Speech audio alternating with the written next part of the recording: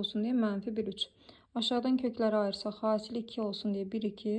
Cəmi də mənfi 1 olsun diye 1, mənfi 2. Baxırıq, yuxarıdan aşağıdan eyni kök yoxdur deyə ixtisar da getməz. O zaman bu tapdığımız kökləri ədəd oxunda interval üzərində göstəririk.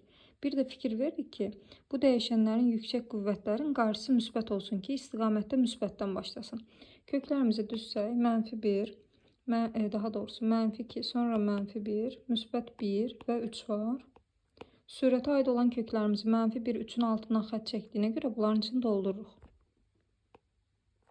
Sonra istiqamət sağdan sola doğru müsbət, mənfi, müsbət, mənfi, müsbət başlayır.